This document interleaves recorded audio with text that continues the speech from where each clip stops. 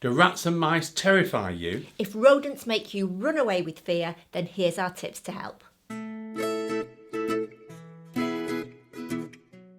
The fear of rats and mice is one of the most common, simple or specific phobias, and it's known as Musophobia.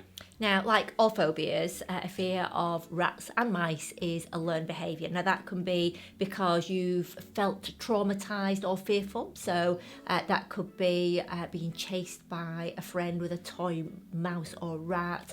That could be being told a story by some other child at school. That could actually even be because you've seen something on television, like a scary film when you were a child, or read a scary book.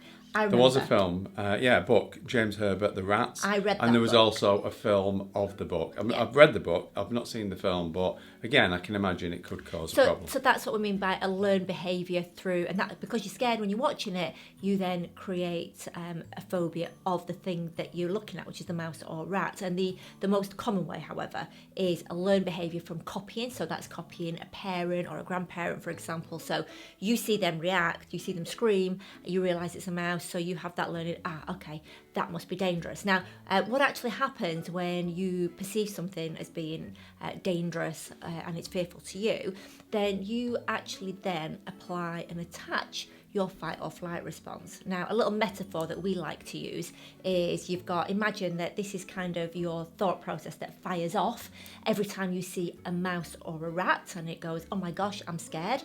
And then there's like a chord that goes to your fight or flight response to give you those feelings of fear and anxiety. So our process is very much on understand what happened here, and then on that metaphorical chord that runs to the fight or flight response, apply loads of evidence as to why what you believe in isn't true. So the weight of that snaps that chord, and then it severs that tie and severs that fear.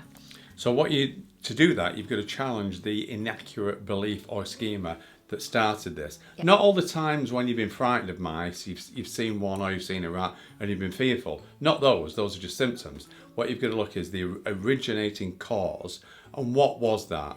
And when we've worked with this phobia, 99 times out of 100, a rat or mouse was never even involved. Yep. It was something else. So it was a film, it was a family member, it was something. And don't forget that rats are sort of vilified a bit in horror films. True. They're used around Halloween times. So they're considered something frightening, but they're not. No. So if you're frightened of rats or mice, were they ever involved in setting this up? Chances are probably not. No. Now, the other thing we'd like you to consider, again, as positive evidence as to why what you believe in isn't true, is to actually consider, have you ever heard of anyone, do you know anyone who's ever been hit, kicked, punched, attacked, robbed, mugged, or hurt in any way by a mouse or a rat?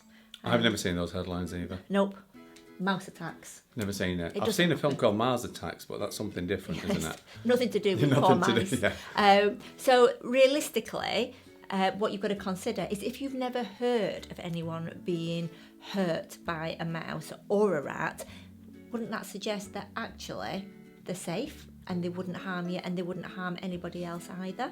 And another piece of evidence I'd like you to consider is like, who really is coming off the worst here? Who is actually the victim? And for us, what we're actually seeing is that a mouse, rat, rodent, never done anything wrong, never hurt you, never done anything to you, never attacked you. And yet they are the ones that are being thought badly of, and they've never done anything wrong. So surely that suggests that we should be pitying the mice here and realising that they're actually the victim. Just think, Eva, of the safest, most child-friendly place on earth where dreams are made. Do you know where that is? I do. Yeah, it's Walt Disney. It's Yep. Disneyland, Disney World.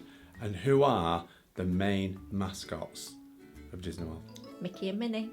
There you go. And they just happen to be mice. Yeah, absolutely. And let's also, from a serious point of view here, and it's not a great thing, because obviously being animal lovers, I don't think anything should be tested on animals. However, rats and mice are used in laboratories to find cures for all sorts of diseases that help human beings. So knowing that they're actually sacrificing their lives for us, how can we have a problem with them? Yeah. we should be grateful. Absolutely. But it's not just that they're sacrificing their lives for us, they've also sacrificed their homes, because the truth is, the only time that they really come into houses is because they had a little home there with their little mouse family, and humans built houses where they lived. So we kind of invaded their space, and Not now, the other way around. and not right. the other way around. And now the only time that they come into people's homes is usually if they're hungry, or because a human actually built on their house. However, do obviously take on board that you don't just see them wandering down the street, you don't see them just sort of passing the time of day, because they're absolutely terrified. Now, if you can change your emotion from fear to pity, then you will no longer fear them.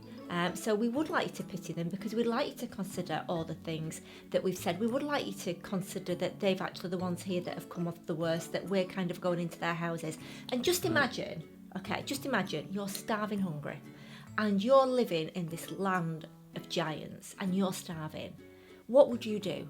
Just like that mouse, you'd scurry out, you'd grab your food, and you'd scurry back in to hide, because you are the one that's absolutely terrified. So really hope that our film and our tips have really helped you to be able to see things from a far more positive perspective, because our thoughts create our feelings. So if you have better thoughts, kinder thoughts, then you'll have better, kinder feelings about mice and rats. If you want to hear some more about phobias and lots of other tips and techniques that we have to help feel calm and less anxious, not just about phobias, but a whole host of topics, be sure to take a look around our channel and do subscribe, because we're adding new films every Monday and every Thursday. And thank you for listening.